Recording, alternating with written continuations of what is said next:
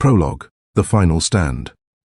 The battlefield burned crimson beneath a dying sun. Blood soaked the earth, the air thick with ash and the metallic scent of death. The once mighty human vanguard, thousands strong at dawn, had been reduced to barely hundreds exhausted hunters, now surrounded by the endless tide of the demon army. At the front stood Kane, a 22-year-old double S-rank hunter known across nations as the Lightning Reaper. His armor was scorched and battered, his blade chipped from countless clashes, yet his eyes still burned with defiance.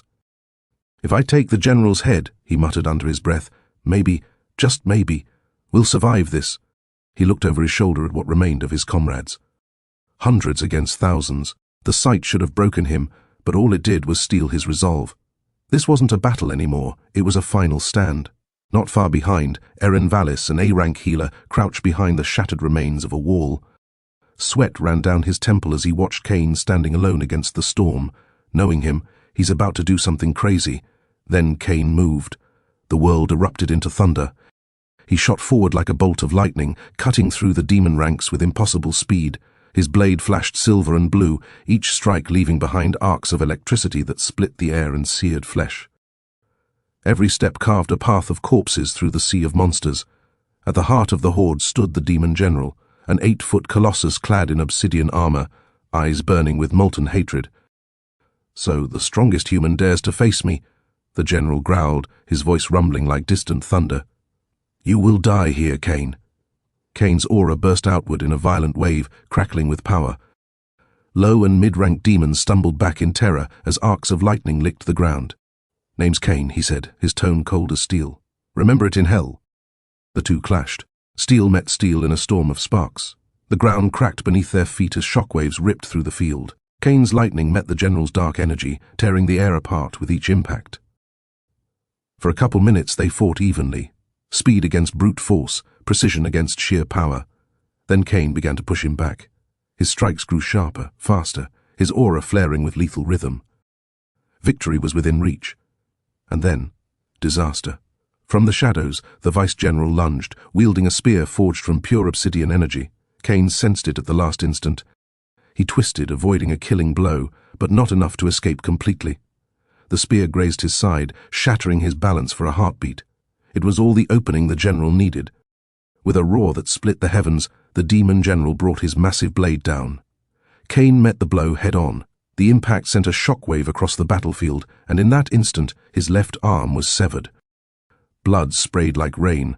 Pain roared through his body, white-hot and blinding.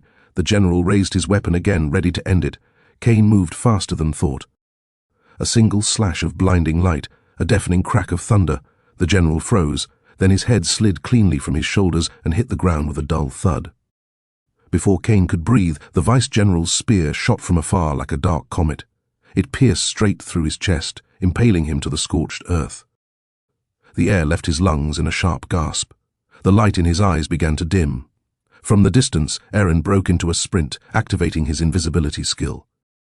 His heartbeat thundered in his ears as he dodged demon soldiers and leapt over bodies. He couldn't let Cain die. Not like this. The vice-general narrowed his gaze. Something was off. Then, in a blinding instant, a super flash bomb detonated. White light consumed the field, forcing every demon to shield their eyes. When the glare faded, Cain's body was gone. Only the headless corpse of the demon general remained, its armor still smoldering from the lightning that had slain it. The vice-general's eyes narrowed, his expression unreadable. He stood still as the smoke thinned, staring at the headless corpse of the demon general. Cain's body was gone. His spear had pierced the human's heart. Yet there was no corpse, only scorched earth and fading lightning. Around him, thousands of demons lay charred. Morale had fractured the moment their general fell. He could feel fear rippling through the ranks. To press the assault now, without a general with shaken forces, would be reckless. "So be it," he muttered. Retreat. And like a black tide ebbing away, the demon army withdrew, leaving behind a field of the dead, and a single question that echoed through the blood-soaked silence. Had the Lightning Reaper truly fallen, or had this been the beginning of something far greater?